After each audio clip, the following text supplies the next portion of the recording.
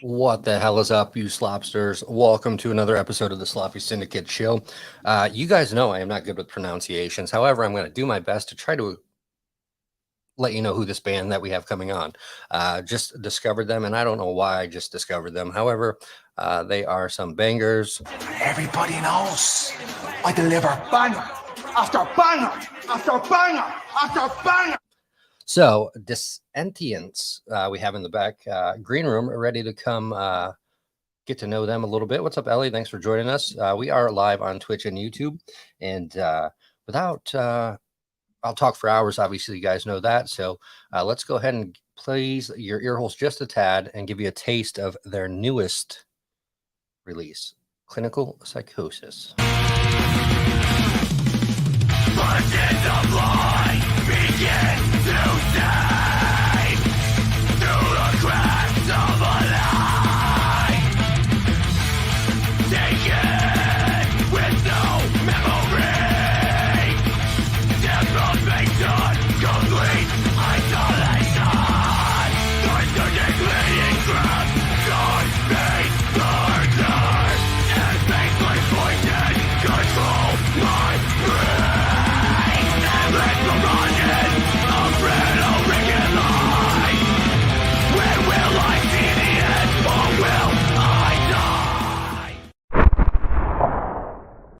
Not only that, you can sing real damn good. Yes, they can.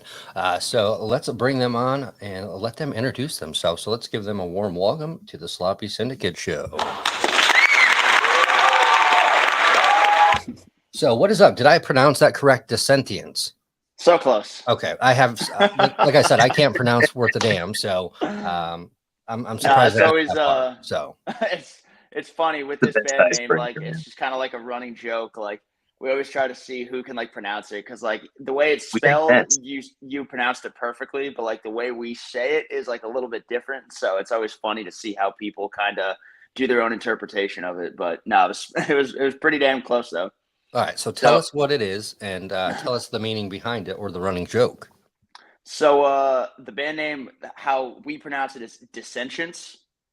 Okay. And you know, we started off as kind of like a different band called Why We Fight, and when Nick, our drummer, joined the band, we kind of decided it was time for a change, kind of just like to solidify like a new lineup. So we chose that. There was like 4 other bands named Why We Fight. We were all just getting in like Facebook message arguments about who was the first. right. No, so asshole. in order Get rid of your name.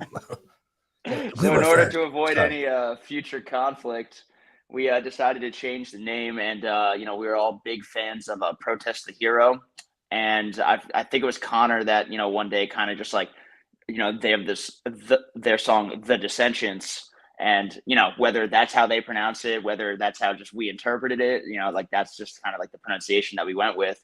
So we ended up all choosing that, and it's just been that ever since. And you know, like just over the years, it's just turned into this like running joke of like, you know, all right, so how are they going to say the name this time? It's just like funny, and like, you know, we don't take any offense to it. It's just we think it's hilarious because like we know that like it's just a weird name, so you know. But we love it now because of that. So before the show, they're in the back. They're like, "All right, $5. You know, he's going to say it this way." You know, it's a running bet. Those conversations have definitely happened before. Definitely. Oh, absolutely. So, Jim, what do you play in the band or do in the band? So I play guitar. Okay. Connor and I. I'll let him introduce himself. But essentially, we tend to like trade off. Connor. Yeah, I'm Connor Valentin. If you can read, you can probably already know that. I do vocals, I play guitar, and like Jimmy was kind of saying, we sort of switch off rhythm and lead duties. So I don't think either one of us is really considered either rhythm or lead. It's just kind of guitar in general. Makes it more fun. Right. Oh yeah, really pisses off sounders. And you're from Bethlehem. I pronounced that correctly. I think I can get that. Bethlehem, PA, one of the steel cities. Probably not so steel anymore. Obviously, we know how the economy now went. it's a giant casino. Right. Yeah. And that's where. And it's funny you say that. Back home, I'm from Michigan. Obviously, we grew up with paper mills and farms, and now there's Firekeepers Casino, which is huge. They actually sponsor the NASCAR race. There's Gun Lake Casino. Yeah, I mean, like the small towns, it's like, all right, they closed up. Let's let's bring a casino in. You know, Seems to be the trend, man. right. So, what's up, Joshua Ricks? Thanks for joining us, folks. If you have any questions, don't hesitate to throw them in the chat. We will get the band to answer them if we can, if they're not too risque, you know. So, Now, the more risque, the better. Bring them on. Come on. right. Dollar bills, y'all. So, Exactly. so how would you describe your band to someone as myself that just found out about you guys, or someone that would want to look you up? I kind of get that thrash metal, but obviously there's so many subgenres these days. You don't even know what to put them into. So how would you describe the band for folks that have not listened to you?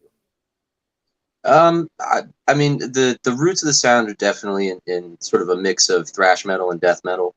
But I mean, when we started the band, the whole intent was just to be heavy, you know. So it's whatever we're feeling that day. If we want to throw a little bit more melody in a certain song, we'll do it. You know, if it works. If we want to throw something that's way more dissonant and just dirgy in a song, we'll do it. I mean, one of my favorite tracks on the new album is one of the slowest, kind of sludgier songs we've ever written, but I think it turned out great. Darkness Perennial off the new album Empire Anatomy. But yeah, I mean, we're a little bit all over the place, but like I said, I would say the core of the sound is death metal, thrash metal, a lot of old school influence with a lot of sort of new school influence as well.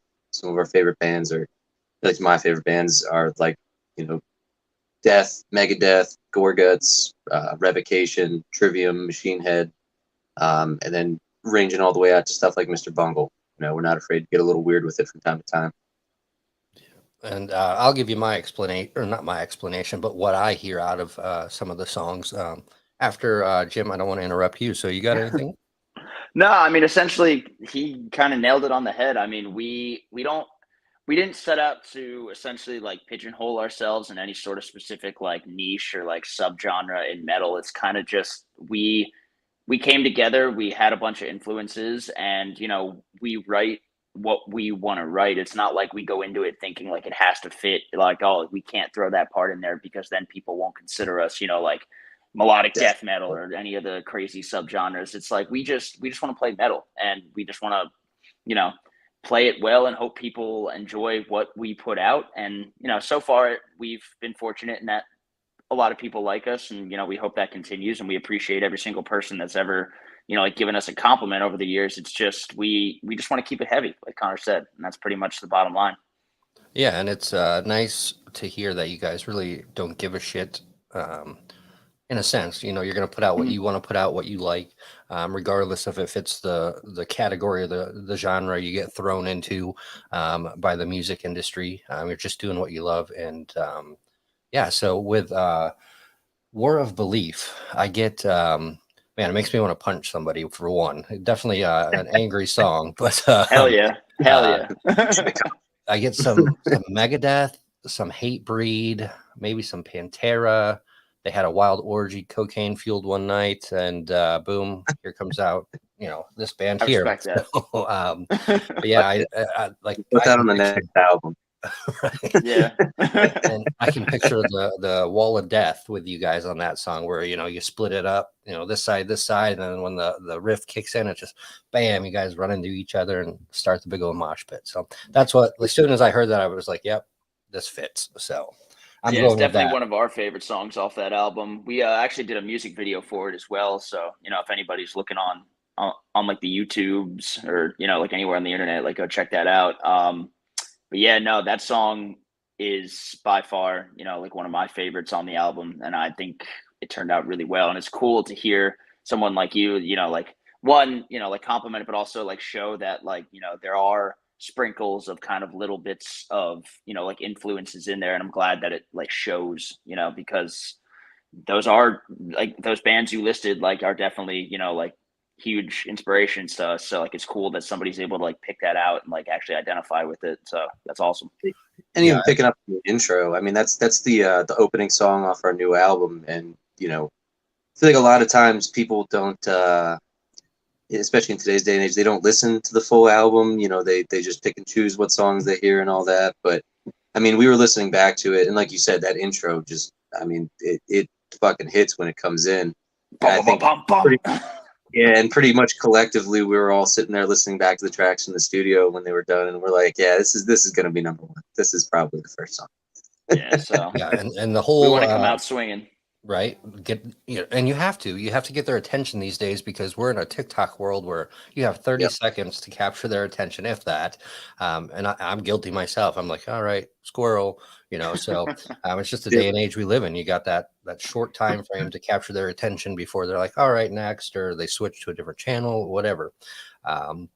So definitely, it is, like you said, a diverse album in a way, with the lyrics and different things like that. Not every song is as heavy, but there is a meaning behind Clinical Psychosis. Tell us a little bit about the meaning behind that song, a little more in depth. You'll be way better at it than I would. So, I mean, I'm not going to claim to be an expert on the situation, but basically, the whole thing started off. I'd seen there's a documentary on Netflix called Wormwood, and I mean, long story short, it's all about like the MK Ultra program that the U.S. government was running in the '60s. I think even back as far as the '50s, which basically was like trying to find a method of mind control via illicit substances. And they tried a lot of things, but it seemed like the most popular choice was LSD. And the whole documentary was about this dude who, well, it was by his kid, but this guy he was a CIA pencil pusher, essentially. Went to like a retreat with his coworkers, got dosed with like a heavy load of LSD, and then just tripped the hell out and started questioning things. Basically, got tossed out of like a 7-story window in New York or something like that. But I was talking to our bass player, Sean Langer, and I was like, that would be a fucking cool idea for a song, like sort of from the victim's perspective of like you go to work one day, you drink your morning coffee, and then 45 minutes later, you're in a fucking white room surrounded by CIA suits trying to control your mind. Like that would be absolute insanity. And then you get Clintoned. So. Yes. and that explains the video as well, with the trippiness and the graphics behind the visualizer. So yeah, definitely a cool meaning behind it. So I definitely wanted to bring that up. Yeah, and even like the artwork that we did for it, which was done by Daniel Shaw, Blade, yeah. That was based off of I'm a big comic nerd, and one of like the underground artists from the '60s, Robert Crumb, did some really interesting pieces, and like even he himself actually has some interesting stories about people in suits handing him acid on the streets of San Francisco. So I figured it was kind of fitting to do our splatter gore tribute to one of my favorite pieces that he did for the single art. Yeah, and I just watched, obviously it's not the same documentary, but how LSD and the all that kind of got big, and what they were trying to do back in the day. They were giving it to the soldiers in the wars and different things like that, and trying like methamphetamines, trying to obviously keep them awake and different things like that.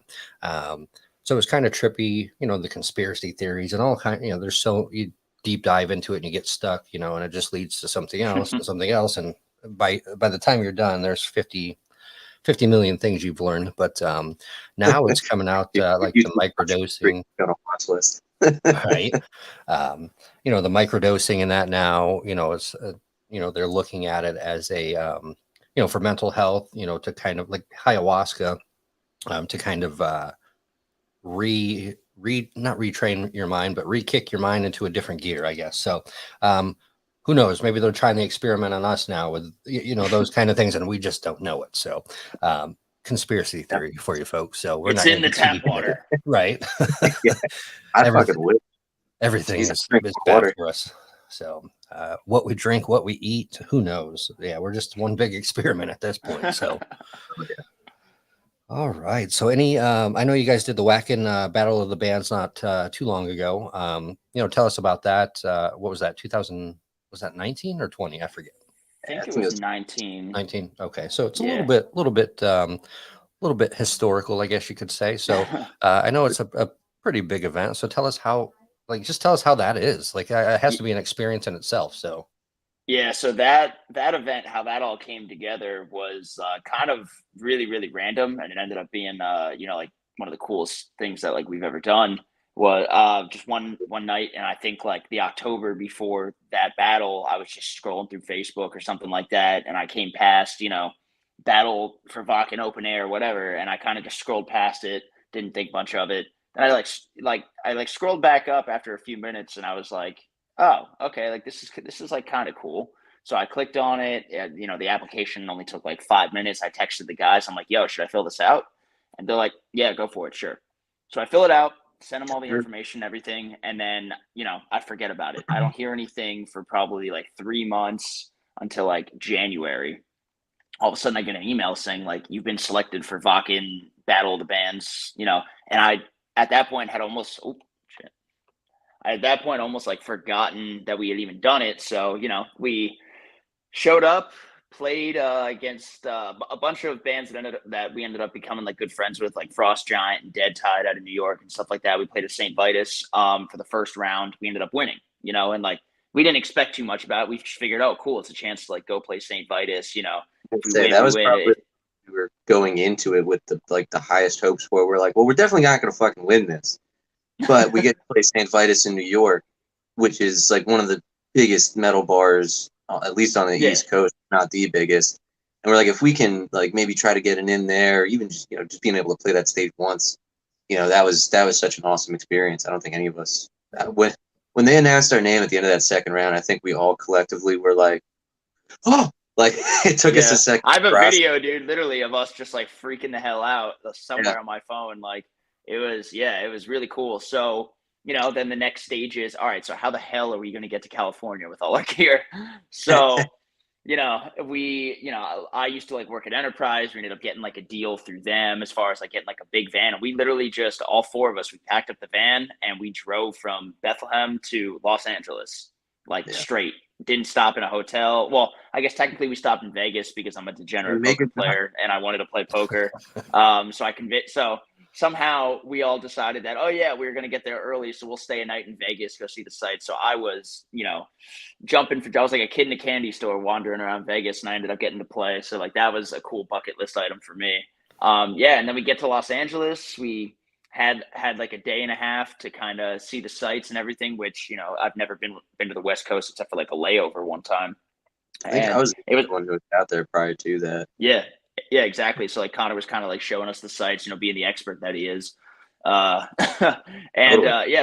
we went, saw like a show at the Comedy Store, which is awesome. I've always wanted to see that, 'cause both me and Connor are huge comedy fans. We love going to that stuff. And then we played the show, and it, we played well. It was judged. We didn't necessarily like know who like any of the judges were at the time. But we played the show. We got to play the Viper Room. And I thought for us being sleep deprived and going all the way out there, like we put on a really good show, and it was sick meeting all the other bands, and everybody was super nice out there. Like we couldn't have asked for a better time, to be honest. And the drive back obviously sucked, but we didn't end up winning, which is fine. We were surprised to have even gotten that far, and we appreciate like everybody who supported us along that little journey. And then it led to a few other opportunities after that, just from getting our name out there. So we're a great experience overall. I mean, again, just like St. Vitus, it's like, oh shit, like we get to play the Viper Room, like regardless of if we win or whatever, even if it wasn't a battle of the bands thing, it's like we're going out to LA and we get to play the Viper Room. Like we're a fucking rinky dink death metal band from Bethlehem, PA. There's not many others from around here that I can think of that have, done anything close to that. So it was it was just an awesome experience. Like Jimmy said, the other bands were great that night. The one that sticks out in my mind is Toxic Ruin. I actually met up with them a couple months back at another show I was filling in at, and those dudes rule. But yeah, all in all, I mean that whole experience was just like, it came and went in a flash. It was like a big fever dream, but at the same time, it was easily one of the best experiences I think this band has ever had. Yeah, like if you told me that we were going to go do that same exact trip tomorrow and we knew the outcome, I would do it in a heartbeat. It was so much fun. Yeah, it's about the experience for one, and then like you said, some of these places that you played are iconic, and people that aren't maybe in the music industry don't understand that, but like Whiskey Go Go and places like that, those are places that people want to play, and it's kind of like iconic, like, oh, I played this place, you know. So but yeah, on your trip there, it's always much quicker because you got that adrenaline. You're like, let's go, you Yeah. know, it's go time. And on the way back, you're like, fuck, we gotta go. It's real life now. We gotta go back home. But I know. I get to go back and look forward to work. Oy. right. But funny story. I was in LA, not LA. I was in LA when I was younger as well. But we went to Vegas, and I don't know why the hell my family took me to Vegas when I was like 13. But anyway, we saw David Copperfield, which was super cool. And then, like, literally, we're walking down the strip, and I'm a 13-year-old horny little boy, whatever, you know. It's that time of that time of your age where you learn about titties and stuff like that. So, you know, we're walking down the street, and they're handing out these like brochures of like, oh, call for this girl, like with like these sexy girls on there. And I'm just like, I'm 13 walking next to my family, and they're literally handing it to me. And my mom's like, give me that shit, you know. And I'm like, well, I just want to look at it. You know, so that was my experience in Vegas was, you know, walking down the strip, getting, you know, not nudie mags, but, you know, some sexy cards that you could call. That's a funny fucking thing. When we went out there, we were staying, I forget what the hotel was, but we stayed like a little off the strip. Rio. Yeah, the Rio. We were staying at the Rio a little off the strip. So we took an Uber to the strip just to, you know, walk around, sightsee, all that fun stuff. And our Uber driver, you know, he was like, oh, yeah, you know, here's my card, blah, blah, blah. You know, if you guys want to go anywhere, you know, you want to find some spots to party, whatever, like, you let me know. You just call me here. Don't call through Uber. Like, call me here. And if you guys want to go to like any strip clubs or anything, like, I'll get you in without the cover fee, this and that. And Jimmy Langer and I get out of the Uber, and we're like, that's sketchy as fuck. Nick, our drummer, gets out of the Uber, and he's like, what a nice guy. And He's like, he knows everything. If we end up getting sometimes that kid, sometimes with him, I swear to God. we end up dead in the alley, you know why? Yeah, right. It's like, Nick, this is why you're not allowed to vacation by yourself. I mean, it's not Sin City for nothing, you know. So, but I thought it would be cool now that I'm older and kind of understand a little bit more. I play poker, which I completely suck at and lose all the time. But you know, I'd like to go play a poker tournament. But I would like to take the camera out there and just kind of. They have the tunnels underneath, you know, like the water flow, and you know, a lot of the homeless people kind of, you know, live down there and that. So I think it'd just be cool to kind of walk through it, just kind of like it's almost like the Las Vegas catacombs without all the skulls, you know, and the dead bodies. But you know, something cool. You know, I'm into stupid stuff like that, like abandoned places or weird stuff. But yeah, definitely would be pretty cool just to experience that now that I'm older. Go play some poker, maybe go get some. What do they call it out there? The ranch. I don't know. There's so many places out there you can go to pick up the women. So. Yeah, the ranch. The bar. Yeah, it was neat. So many names out there now, and it's legal, so it's like they're everywhere. That's true. Yeah, it was neat when we went out there too, because like obviously being such a huge poker fan, the WSOP was rolling into town the next week, so they were setting everything up for it. Nice. So I was like a bigger kid in a candy store, just like running around trying to like see what they were doing, like looking in the Amazon room, trying to. Yeah, it was nuts. So much fun. Yeah, and I mean, I'd love to like play like $1 million tournament, but I suck at poker, so that's never gonna happen. But you watch it sometimes like on ESPN and that, and you're like, damn, like these guys are making millions. Like put me in. They're crushers. They're like, put me in there. Let me get some. You need to get that $10,000 buy-in though. Yeah, right? That's the struggle. But yeah, Vegas in itself is that's Vegas. But you know, you had the trip to Cali. Cali's nice, and like you said, he was the tour guide. So on the right you have Rosie O'Donnell's house, and on the left you have such and such. Yeah, when I went to when I went to LA, I hated it. Like, nope. Like I went one time. We went to Disneyland. We were in the Anaheim area, and there is way too many damn people. They're 10-lane highway. Jacked up. Like, no, like if I go, I'm gonna fly in, I'm gonna stay like right near the airport where the cool stuff's at, and then I'm not driving. So I think we ended up being like around like Beverly Hills. Yeah, well, it was around Memorial Day weekend, so like nothing was going on there. So I was saying how fucking terrible the driving was gonna be in LA and around LA the whole time, and we get there and it was clear. For LA at least, it was pretty clear. But there's no traffic. Yeah. But yeah, I mean, I've been out there a few times, and it's never not fucking crowded on Hollywood Boulevard or any of that. I mean, it's a fun time for a few nights, but I mean, I don't understand how people could want to live out there. Right. Or like anytime I go out to California, I'll pit stop in LA. I'll go do the couple things. Always try to do a whiskey shot with the Lemmy statue now at the Rainbow. But past that, it's like, get me the fuck out of here. Get me somewhere else. 2 days, and like, get me out of here.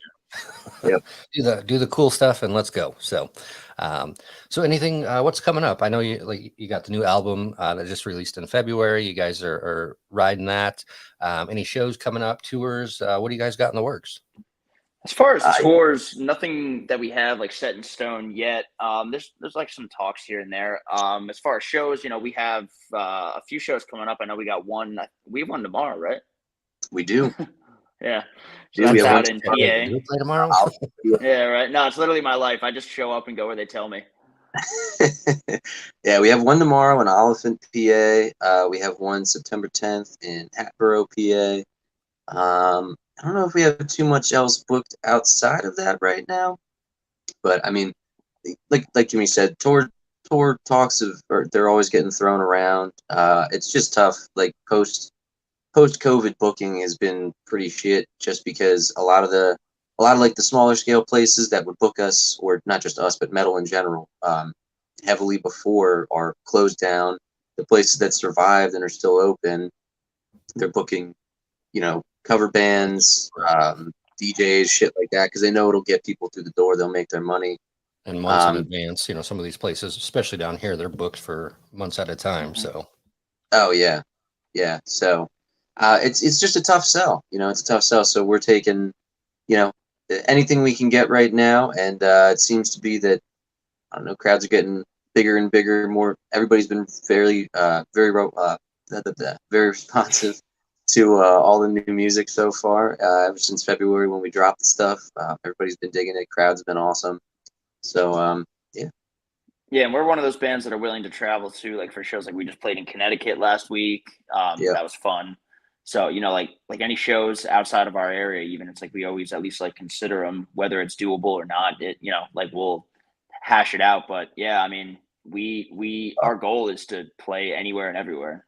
So yeah, and especially at this stage, it's like I said, it's especially right now with booking being as tough as it is for heavier music, and original music, period. We're trying to get this out to as many people as possible, and with social media being what it is, it's like every band, unless you're signed or big already, you're dropping the bucket. So, and to me, I think that the best way for us to get that name out there still is to get in front of a crowd and just kick ass, and especially for us, I think our live show is probably the best way to experience our music. We all absolutely. Yeah, I mean, we go out there, man. I'm fucking eating ibuprofen the next day, man. My back is killing me. My neck is killing me. Don't even get me started, dude. Oof. Yeah, like sponsor us. That is one thing I'm super proud of with this band. It's just like we get up on stage and like we lay it all out there, and I think that comes across really well. And it's one of the things I'm most proud of. It's just there's no greater feeling than hopping on a stage, giving it your all, and seeing people actually respond positively to it. It's like nothing beats it. It's the coolest thing in the world. Yeah, and like Connor said, there's so many bands out there right now in a digital era. It makes it a little bit tougher. Yeah, you may be a drop in the bucket, but you're just waiting for that one drop to hit, and boom, there you go. Yeah, you get it out there, and you just keep grinding and putting the effort in. That's I always tell people hey, when you're ready to break, your break might be coming. So just keep pushing. Exactly. Yeah, no, absolutely. But yeah, so funny story. Like you said, you like to grind, play any shows, any things like whatever you can do. There was a band, never heard of them, called Silly Goose. They went to Incarceration in Ohio, which obviously is a huge festival. Literally, like had this trailer, like with wood, like I mean, not a stage at all. It was just like. I hate if you're listening, sorry, but it was like just like this shit show. Like they put together, like nailed it, whatever.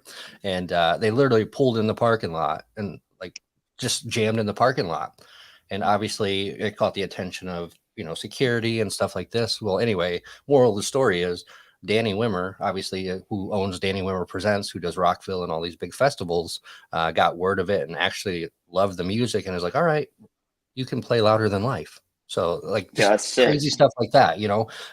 Sometimes, I mean, they've been arrested multiple times, but you know, they're like, fuck it, we're gonna make it. So arrest us, do what you got to do. But hey, it worked out for them. So I don't know if you want to go that crazy, but yeah, there's always crazy shit that you can do out there to yeah, Absolutely. get your music out. So I'd rather not go to jail for, you know, doing that. But you know, there's always yeah, there's always that audience out there. So kind of what inspired you to pursue music? You know, that's a topic I always like to bring up. Was it, you know, was your family in music? Was there that one artist or that one song that really stuck with you and you said, you know what, I want to play music? Yeah, I mean, I grew up, my dad, you know, was like the quintessential, like play guitar, but it, you know, I pretty much grew up listening to like the Beatles nonstop. My dad's a huge Beatles fan, James Taylor, you know, Billy Joel, that sort of stuff. He loves all of that, Zeppelin. So I, you know, and then I had a bunch of cousins that were into sort of like heavier, like grunge stuff. And, you know, being like the little cousin, I thought everything that they did was, you know, so cool. And I wanted to be just like them. So I started listening to some of that stuff. And yeah, and then like guitar, it was just one of those things, like there was always guitars around my house as a kid. So, you know, naturally I just really wanted to play. So I started playing and you know, like I'm not gonna say that like we're really, really good, but like I started at a young enough age where like by the time me and Connor met, you know, and then like I was able to keep up because Connor, you know, especially like when we first started, was miles above what I could do. Like Master Shredder over there. Yeah, seriously. Yeah, suck it all in. Yeah. But yeah, I know. But yeah, no, it was just mainly like I grew up around it all the time. Like I personally think like music is the coolest thing in the world. Like you're able to describe any sort of feeling ever. You can find a song that fits that feeling. And I think, you know, it's just like it's its own like language in like a really beautiful way. And there's nothing better to me in life than music. Like I love it. So, you know, and then of course here I am playing like death metal, but you know, Beautiful. yeah, it's just, Beautiful death metal. and then, yeah, exactly. So I got into bands like, I would say like my first metal band I really enjoyed was like Anthrax. I got like their like, you know, quintessential like Anthraxology or whatever it was, like the 3-disc thing. And from there I was like hooked. And then I met Connor in high school and he opened my mind to like a lot of other bands. I was always like a metalcore kid growing up, you know, like Avenged Sevenfold, Trivium, Kill Switch, stuff like that. Huge Guns N' Roses fan. Slash, if you're looking for like an inspiration on like playing guitar, would have been, yeah. I mean, yeah, it was, you know. So yeah, I'm a huge Slash fan. I think the guy is an absolute god. And yeah, it's just me and Connor met, and we've been doing the band thing ever since, you know, high school. So that's my story at least. Yeah, I was kind of disappointed. Guns N' Roses was supposed to play Rockville, and Friday and Saturday the weather was shit, which typically is in Florida. So they got stormed out, so I didn't get to see them. That would have been my only chance. Yeah, I've never seen Guns N' Roses, and I'll probably never see them again. So same, very disappointing. Yeah, I mean, you know, my story kind of similar, not really in certain ways though, but yeah, I mean, I grew up in a household where there was always music. You know, my dad was a singer for a hardcore punk band back in the early 80s. My mom was like into disco and shit like that. My gramps loved jazz. So there was just always music going one way or another, regardless of what genre it was. So I was always listening to music, and then ended up playing. That's how Jimmy and I met. I played saxophone in high school. Well, at that point, elementary school band, but we didn't meet till high school. And somewhere along the line there, picked up guitar. I, you know, with my dad being into punk and metal and all that stuff, he had a pretty interesting record collection. So I would always see stuff like the first visceral memory I have of that stuff is seeing the cover to Killers by Iron Maiden and just being like, what the fuck is this? And then you listen to it, it sounds nothing like what the cover would lead you on to believe. But you know, it's still fucking amazing. And I think like the first CD I got was the first Black Sabbath album. Like I was like, oh, you know, these guys are like the metal band, because all I was listening to was what was on the radio at that point. So it was like first grade. So I sent my gramps to saved up some lunch money, sent my gramps to the CD store for me one day while I was at school. And I was like, can you find Black Sabbath? I was like, I'll see what I can do. And just listening to that shit. And like, I was into Universal monster movies as a kid. So that like bell in the beginning, all I could think of was like the beginning of Frankenstein, and then the fucking riff kicks in, and it's like, oh my God, this is amazing. And just like, you feel the hairs on your arm stand up. That was amazing. I was hooked ever since. So was it kind of like a drug deal? Oh, sorry, go ahead. Oh, no, go for it. So was it kind of like a drug deal with your grandpa? Like, hey, grandpa, I'm not supposed to have this album, but can you go get it for me? Because I as a kid, I had to do stuff like that, So I was like, hey, grandpa, like, can you go get this for me? So I don't get caught. It's kind of sort of with certain things, yeah, but other things, no. With music, it was whatever, pretty much whatever I wanted to listen to, I could listen to. My parents would read the lyrics, but I think my dad, being into that stuff already, he never had like I don't know. I remember like when I got fucking, what was it, Iowa by Slipknot. I was down in Georgia with my family, and again, this was like early middle school, maybe late elementary school, and I was like, oh, Hot Topic, that looked metal, and right. So went to He Hot still Topic. thinks that. Yeah, totally. That's all. That's the only place I shop at. I just want to bring Jinkos back and make Jinkos cool again, So Goddamn right. I want my jeans to have 17 belts on. Right. But yeah, so I went into Hot Topic, and this dude, I had heard of Slipknot, but I never listened to him. And at that point, I was already into like Metallica, Slayer, Pantera, a lot of the classic stuff, and a lot of punk stuff. And he saw me look at the CDs, and he was just like, what are you looking for? Can I help you? Blah blah blah. And I was like, yeah, I want to get into Slipknot, but I don't know where to start. And he's just like, well, this one is the fan favorite, and it was Volume 3. And he's like, but this one is their best, and it was Iowa. And I grabbed Iowa, and that fucked me up in like 6th grade. Dude, that album is so like unabashedly heavy for. I mean, Slipknot's, Slipknot. They're a mainstream metal band, but for like my virgin 5th grade ears, I was like, oh my God, what the fuck is this? And then my mom would read the lyric sheet. She'd be like, what are you listening to? But my dad was always there in the background, like, just let him do what he's gonna do. Right. He's gonna do it anyway. Well, yeah, and he kind of, like I said, he came from the hardcore scene, so it's like those dudes are writing, everything from political to just crazy shit all the time. So I think he understood that, some of it's tongue in cheek, some of it's not necessarily, the lyrics that you listen to are not necessarily a reflection of what you feel 100% of the time. So even though there's some wild shit in there, it's not necessarily, it's not me writing it. And honestly, personally, and this is weird to say as a vocalist, but like, I mean, I think certain lyrics are cool, certain, song topics are cool, but I've never been one to like pay too much attention to lyrics. I've always been more of a music, the bones of the song kind of person. So for me, it was more just like that visceral, raw sound that they had on that album that really got me. Which is cool too, because I feel like that gives me and Connor a good contrast, because I'm the exact opposite, where like I can't listen to something unless I enjoy the vocals, essentially. Right, and like, with a lot of like the writing that like we do, it's like, Connor riff lord or whatever, but then like me and him will sit there and go back and forth, like writing lyrics and like vocal patterns, stuff like that. And like, that's the stuff that I love doing. And I think that, it gives us a good contrast in like the actual writing process too, to help, with like our stuff. But anyway, sorry, I didn't mean to cut you off. I just thought it was a cool point. I mean, that's pretty much it. I mean, like once I got into guitar, it was just continuing down that path. I mean, I just kept discovering heavier and heavier stuff, and not even just heavier, but different stuff then along the lines too, going into more like guitar centric stuff. Although I've never been super into like the shred thing, Steve Vai and Joe Satriani. Although those dudes are really great guitar players, the shred thing's never really like piqued my interest too much to listen to. But then, I mean, yeah, and just playing music, I mean, it was, I think the first show I technically played was, I go back to my middle school every year, and they have a teacher-centric rock band that they'll do like 3 or 4 songs at the talent show at the last day of school, and they'll bring some alumni back. So as soon as I hit high school, just tried to poach me So I started going back and doing that. But it's like, when you're in ninth grade and you're playing to a room full of 1,500 eighth graders, it's not 1,500 eighth graders, it's just 1,500 people.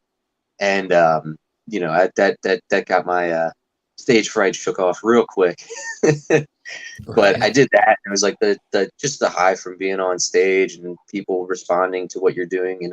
And I had been to shows at that point, so I had been in those shoes as well. And it's like being able to give people that same feeling. And, right now doing what we do with Dissentience, like being on stage and, if I'm, obviously I front things. So it's like, if I say, I want to see some moshing or whatever it be, and then you see kids freak the fuck out and start moshing, it's just insanity. It's awesome. It's as close as I'm going to get to starting a riot.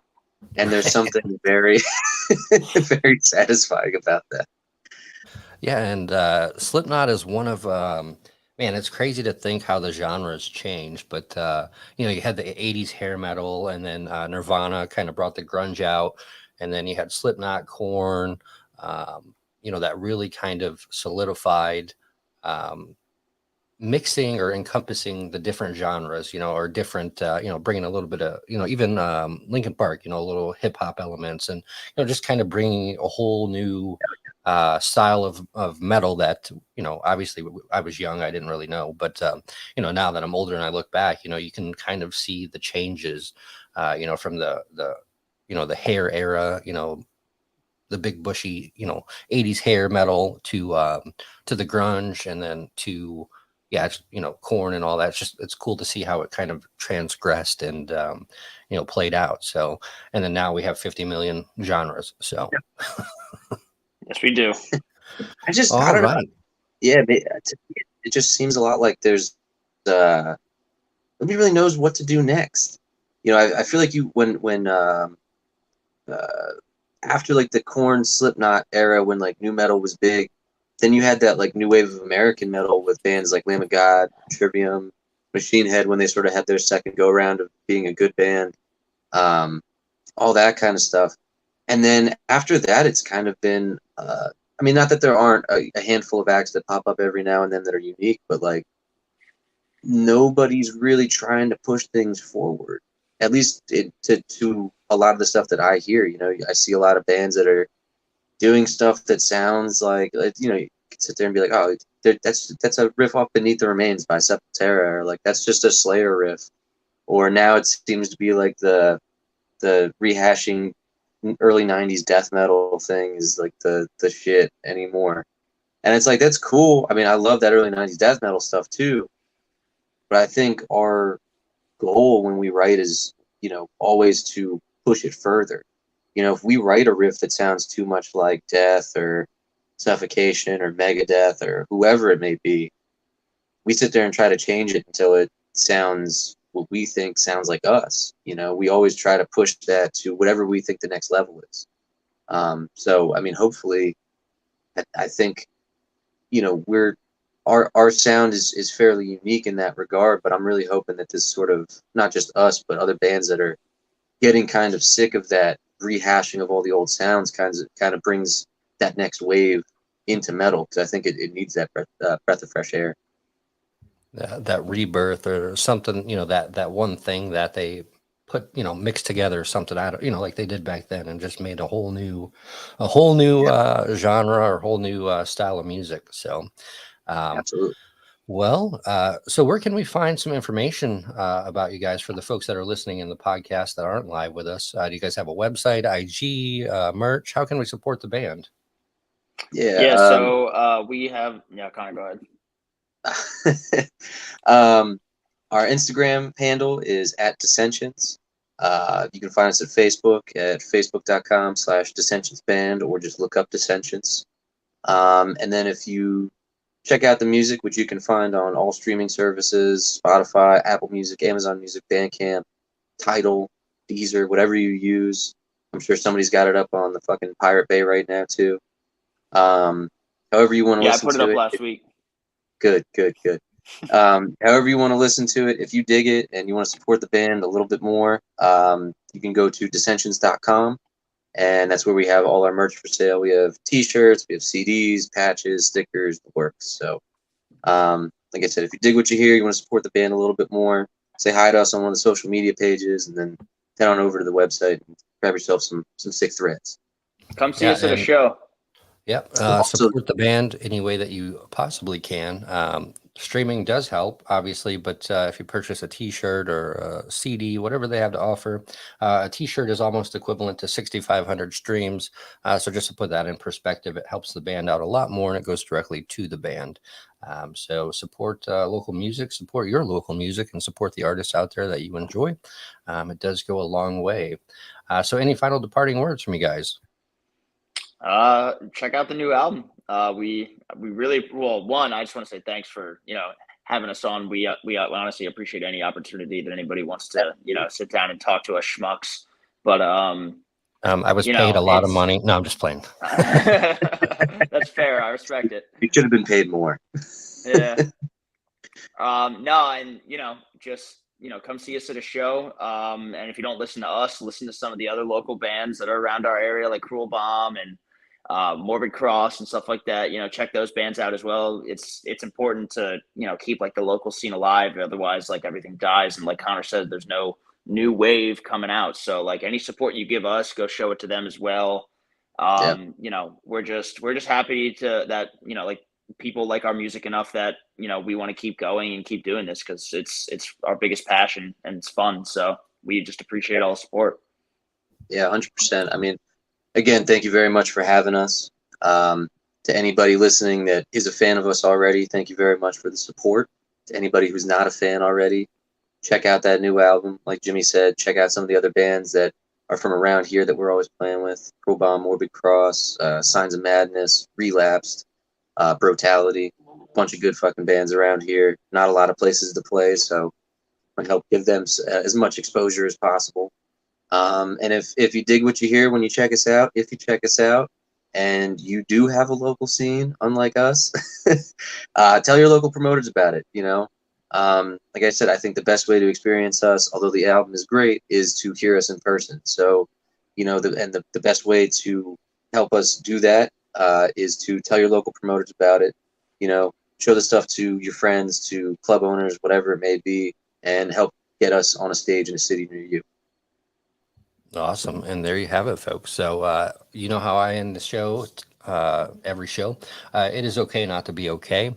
You do matter. So reach out to a friend, a family, myself, whoever you need to, or the National Suicide Prevention Hotline that has recently changed. It is now 988. You can call or text 988. Again, remember that you matter. And we'll see you next episode. And remember, keep it sloppy. Thanks, man.